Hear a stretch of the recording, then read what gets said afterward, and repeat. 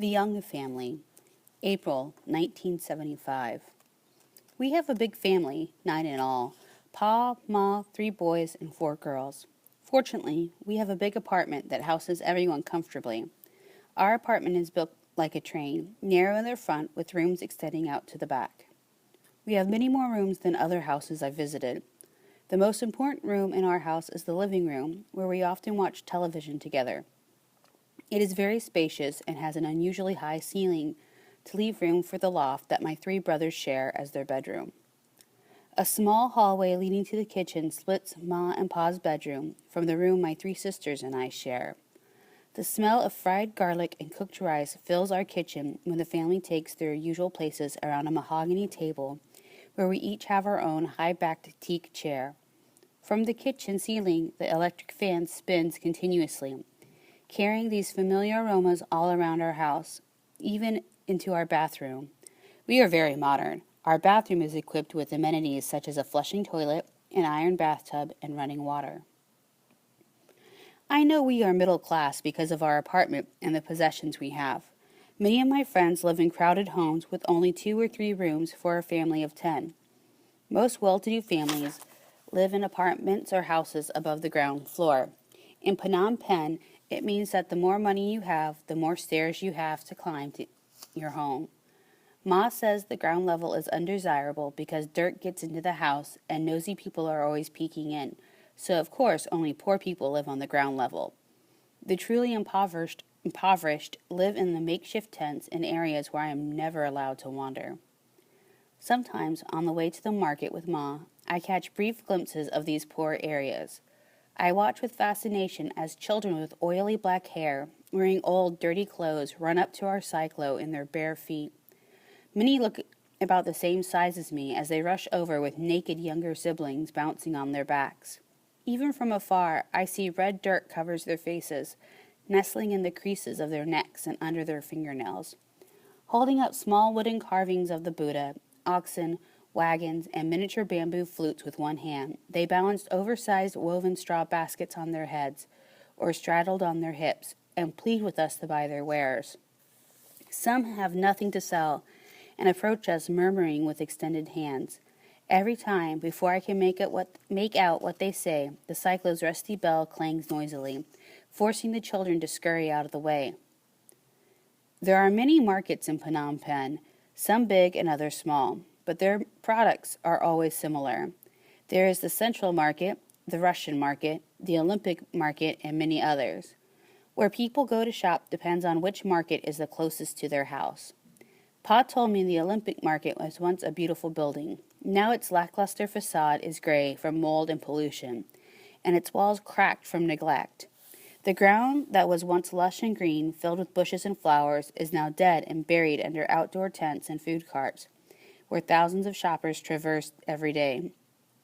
Under the bright green and blue plastic tents, vendors sell everything from fabrics with stripes, paisley, and flowers to books in Chinese, Khmer, English, and French.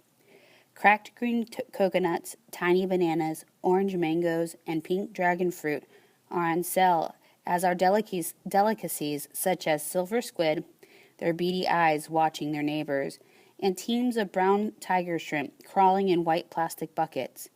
Indoors, where the temperature is usually 10 degrees cooler, well-groomed girls in starched shirts and pleated skirts perch on tall stools behind glass stalls displaying gold and silver jewelry. Their ears, necks, fingers, and hands are heavy with yellow 24-karat gold jewels as they beckon over to their counters. A couple of feet across from the women, behind yellow, featherless chickens hanging from hooks, men in bloody aprons raise their cleavers and cut into slabs of beef with the precision of many years' practice. Farther away from the meat vendors, fashionable youths with thin Elvis Presley sideburns and bell-bottom pants and corduroy jackets play loud Cambodian pop music from their 8-track tape players.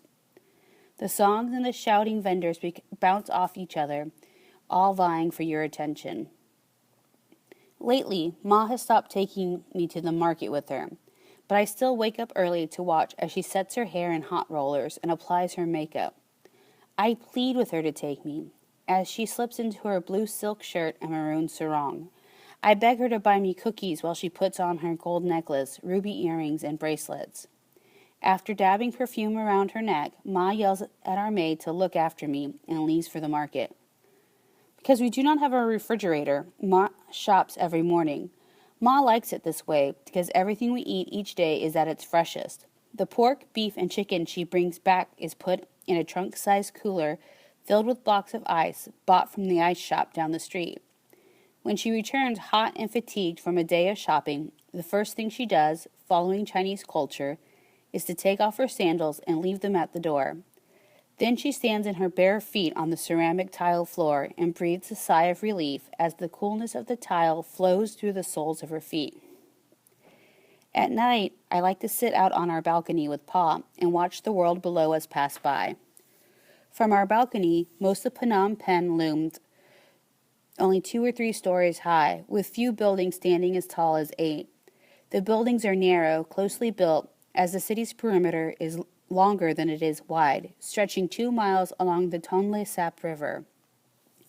The city owes its ultra-modern look to the French colonial buildings that are juxtaposed with the dingy, soot-covered ground-level houses. In the dark, the world is quiet and unhurried as streetlights flicker on and off.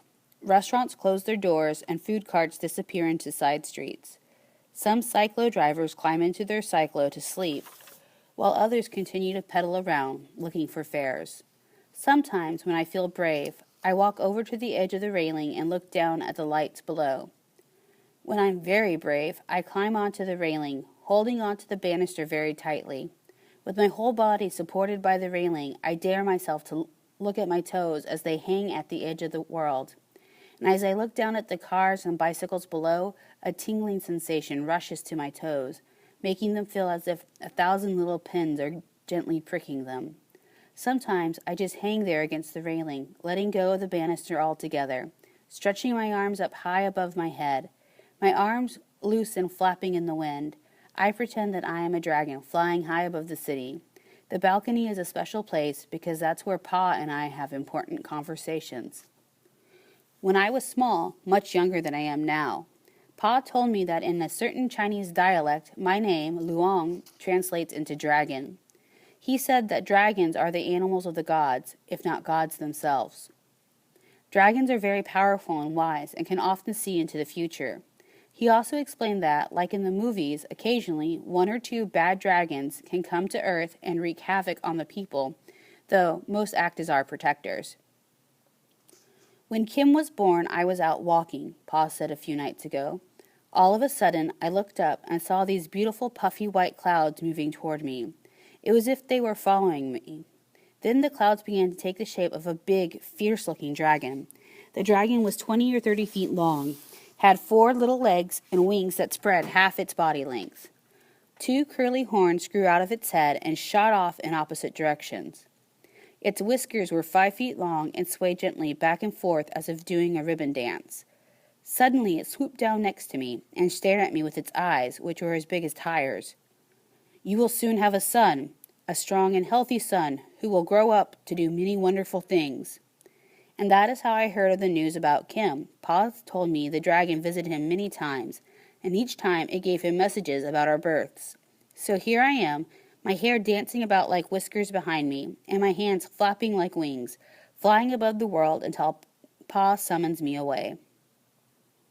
Ma says I ask too many questions. When I ask what Pa does at work, she tells me he is a military policeman. He has 4 stripes on his uniform, which means he makes good money. Ma then said that someone once tried to kill him by putting a bomb in our trash can when I was 1 or 2 years old. I have no memory of this and ask, why would someone want to kill him? I asked her. When the planes started dropping bombs in the countryside, many people moved to Phnom Penh. Once here, they could not find work, and they blamed the government. These people didn't know Pa, but they thought all officers were corrupt and bad, so they targeted all the high-ranking officers. "What are bombs? Who's dropping them?" "You'll have to ask Pa that," she replied. Later that evening, out in the balcony, I asked Pa about the bombs dropping in the countryside. He told me that Cambodia is fighting a civil war, and that most Cambodians do not live in cities, but in rural villages, farming their small plots of land, And bombs are metal balls dropped from airplanes. When they explode, the bombs make craters in the earth the size of small ponds. The bombs kill farming families, destroy their land, and drive them out of their homes. Now homeless and hungry, these people come to the city seeking shelter and help. Finding neither, they are angry and take it out on all the officers in the government. His words make my head spin and my heart beat rapidly. Why are they dropping bombs? I ask him. Cambodia is fighting a war that I do not understand, and that is enough of your questions, he said, and became quiet. The explosion from the bomb in our trash can knocked down the walls of our kitchen, but luckily no one was hurt. The police never found out who put the bomb there. My heart is sick at the thought of someone actually tried to hurt Pa. If only these people knew in the city could understand that Pa is a very nice man, someone who's always willing to help others. They would not want to hurt him. Pa was born in 1931 in Tro Nuon, a small rural village in the Kampong Cham province. By village standards, his family was well-to-do, and Pa was given everything he needed. When he was 12 years old, his father died and his mother remarried. Pa's stepfather was often drunk and would physically abuse him. At 18, Pa left home and went to live in a Buddhist temple to get away from his violent home, further his study, and eventually become a monk. He told me that during his life as a monk, whenever he walked, he had to carry a broom and a dustpan to sweep the path in front of him so as not to kill any living things by stepping on them. After leaving the monastic order to marry Mom, Pa joined the police force. He was so good he was promoted to the Cambodian Royal Secret Service under Prince Norodom Sihanouk. As an agent, Pa worked undercover and posed as a civilian to gather information for the government. He was very secretive about his work. Thinking he could fare better in the private sector, he eventually quit the force to go into business with friends. After Prince Sihanouk's government fell in 1970, he was conscripted into the new government of Lon Nol. Though promoted to a major by the Lon Nol government, Pa said he did not want to join but had to, or he would risk being persecuted, branded a traitor, and perhaps even killed. Why? Is it like this in other places? I asked him. No, he says, stroking my hair. You ask a lot of questions. Then the corner of his mouth turns upside down, and his eyes leave my face. When he speaks again, his voice is weary and distant. In many countries, it's not that way, he says. In a country called America, it is not that way. Where is America? It is a place far, far away from here, across many oceans. And in America, Pa, you would not be forced to join the army? No. There are two political parties run the country. One side is called the Democrats and the other side the Republicans. During their fights, whichever side wins, the other side has to look for different jobs. For example, if the Democrats win, the Republicans lose their jobs and have to go elsewhere to find new jobs. It's not this way in Cambodia now. If the Republicans lost their fight in Cambodia, they would all have to become Democrats or risk punishment. Our conversation is interrupted when my oldest brother joins us on the balcony. Mang is 18 and adores us younger children. Like Pa, he is very soft-spoken, gentle, and giving. Mang is a responsible, reliable type who was the valedictorian of his class. Pa just bought him a car, and it seems he uses it to drive his books around instead of girls. But Mang does have a girlfriend, and they are to be married when he returns from France with his degree. He was to leave for France on April 14th to go to college, but because the 13th was New Year's, Pa let him stay for the celebration. While Mang is the brother we look up to, Khoi is the brother we fear. Khoi is 16 and more interested in girls and karate than books. His motorcycle is more than a transportation vehicle. It's a girl magnet. He fancies himself extremely cool and suave, but I know that he is mean. In Cambodia, if the father is busy with work and the mother is busy with babies and shopping, the responsibilities of disciplining and punishing the younger sibling often fall on the oldest child. In our family, because none of us fear Mang, this role falls to Khoi, who is not easily dissuaded by our charms or excuses. Even though he's never carried out his threat to hit us, we all fear him and always do what he says. My older sister, Kev, is already beautiful at 14. Ma says she will have many men seeking her hand in marriage and can pick anyone she wants. However, Ma also says that Kev has the misfortune to like to gossip and argue too much. This trait is not considered ladylike. As Ma sets to work shaping Kev into a great lady, Pa has more serious worries. He wants to keep her safe. He knows that people are so discontent that they are taking their anger out on the government officers' families. Many of his colleagues' daughters have been harassed on the streets or even kidnapped. Pa is so afraid something will happen to her that he has 2 military policemen follow her everywhere she goes. Kim, whose name in Chinese means gold, is my 10-year-old brother. Ma nicknamed him the little monkey because he is small, agile, and quick on his feet. He watches a lot of Chinese martial arts movies and annoys us with his imitations of the movie's monkey style. I used to think he was weird, but having met other girls with brothers his age, I realized that older brothers are all the same. Their whole purpose for being is to pick on you and provoke you. Ju, my older sister by 3 years, is the complete opposite of me. Her name means gem in Chinese. At 8, she is quiet, shy, and obedient. Ma is always comparing us and asking why I cannot behave nicely like her. Unlike the rest of us, Ju takes after Pa and has unusually dark skin. My older brothers kid her about how she really isn't one of us. They tease her about how Pa found her abandoned near our trash can and adopted her out of pity.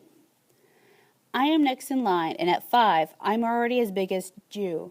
Most of my siblings regard me as being spoiled and a troublemaker, but Pa says I'm really a diamond in the rough. Being a Buddhist, Pa believes in visions, energy fields, seeing people's aura, and things other people might view as superstitious.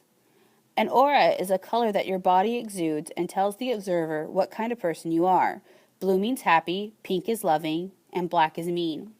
He says though most cannot see it, all people walk around in a bubble that emits a very clear color. Pa tells me that when I was born, he saw a bright red aura surrounding me, which means I will be a passionate person. To that, Ma told him all babies are born red. Gek is my younger sister, who is 3 years old. In Chinese, Gek means jade, the most precious and loved of all gems to Asians. She is beautiful, and everything she does is adorable, including the way she drools. The elders are always pinching her chubby cheeks, making them pink, which they say is a sign of great health. I think it's a sign of great pain. Despite this, she is a happy baby. I was the cranky one. As Meng and Paul talk, I lean against the railing and look at the movie theater across the street from our apartment building. I go to a lot of movies, and because of who Pa is, the theater owner lets us kids in for free. When Pa goes with us, he always insists we pay for our tickets. From our balcony, I can see a big billboard over the theater, portraying this week's movie. The billboard shows a large picture of a pretty young woman with wild, messy hair and tears streaming down her cheeks. Her hair, at closer inspection, is actually many little writhing snakes. The background depicts villagers throwing stones at her as she runs away while trying to cover her head with a traditional Khmer scarf called a chroma. The street below me is quiet now, except for the sound of straw brooms sweeping the day's litter into small piles on the side streets. Moments later, an old man and a young boy come by with a large wooden cart. While the man accepts a few sheets of riel from the storefront owner, the boy shovels the garbage into the cart. After they are done, the old man and the boy pull the cart to the next pile of garbage. Inside our apartment, Kim, Ju, Gek, and Ma sit watching television in the living room, while Koi and Kev do their homework. Being a middle-class family means that we have a lot more money and possessions than many others do. When my friends come over to play, they all like our cuckoo clock. And while many people on our street do not have a telephone, and though I'm not allowed to use one, we have two. In our living room, we have a very tall glass cabinet where Ma keeps a lot of plates and little ornaments, but especially all the delicious, pretty candies. When Ma is in the room, I often stand in front of the cabinet, my palms pressing flat against the glass, drooling at the candies. I look at her with pleading eyes, hoping she will feel bad and give me some. Sometimes this works, but other times she chases me away with a swat to the bottom, complains about my dirty handprints on her glass, and says that I can't have the candies because they are for guests. Aside from our money and possessions, middle-class families, from what I can see, have a lot more leisure time. While Pa goes off to work and we children to school every morning, Ma does not have to do too much. We have a maid who comes to our house every day to do the laundry, cooking, and cleaning. Unlike other children, I do not have to do any chores because our maid does them for us. However, I do work hard because Pa makes us go to school all the time. Each morning, as Ju, Kim, and I walk to school together, we see many children not much older than I am in the streets, selling their mangoes, plastic flowers made from colorful straws, and naked pink plastic Barbie dolls. Loyal to my fellow kids, I always buy from the children and not the adults. I begin my school day in French class. In the afternoon, it's Chinese, and in the evening, I am busy with my Kamer class. I do this 6 days a week, and on Sunday, I have to do my homework. Pa tells us every day that our number one priority is to go to school and learn to speak many languages. He speaks fluent French and says that's how he was able to succeed in his career. I love listening to Pa speak French to his colleagues, and that's why I like learning the language, even if the teacher is mean and I don't like her. Every morning, she makes us stand single file facing her. Holding hands straight out, she inspects our nails to see if they are clean, and if not, hits our hands with her pointing stick. Sometimes she won't let me go to the bathroom until I ask permission in French. Madame, puis-je aller aux toilettes? The other day, she threw a piece of chalk at me because I was falling asleep. The chalk hit me on my nose, and everyone laughed at me. I just wish she would teach us the language and not be so mean.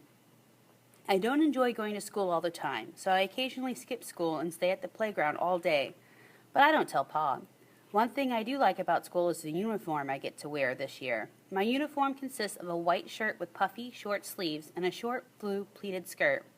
I think it is very pretty, though sometimes I worry that my skirt is too short. A few days ago, while I was playing hopscotch with my friends, a boy came over and tried to lift up my skirt. I was so angry that I pushed him really hard, harder than I thought I could. He fell and I ran away, my knees weak. I think the boy is afraid of me now. Most Sundays, after we finished all of our homework, Pa rewards us by taking us swimming at the club. I love to swim, but I am not allowed in the deep end. The pool at the club is very big, so even the shallow end, there's plenty of room to play and splash water in Ju's face. After Ma helps me put on my bathing suit, which is a very short pink dress with the legs sewn in, she and Pa go to the second floor and have their lunch. With Kev keeping an eye on us, Pa and Ma wave from their table behind the glass window. This is the first time I saw a barang. Ju, he is so big and white. I stopped splashing water long enough to whisper to her. He's a barang. It means he's a white man, Ju says with a smirk, trying to show off her age. I stare at the barang as he walks onto the diving board. He is more than a foot taller than Pa, with very hairy legs, arms, and long arms. He has a long, angular face and a tall, thin nose like a hawk. His white skin is covered with small black, brown, and even red dots. He wears only underwear and a tan rubber cap on his head, which makes him look bald. He dives off the diving board, enters the water effortlessly, and creates very little splashing. As we watch the barang float on his back in the water, Kev chides Ju for giving me the wrong information. Dipping her freshly painted red toenails in and out of the water, she tells us barang means he's French. Because the French have been in Cambodia so long, we call all white people barang, but they can be from many other countries, including America.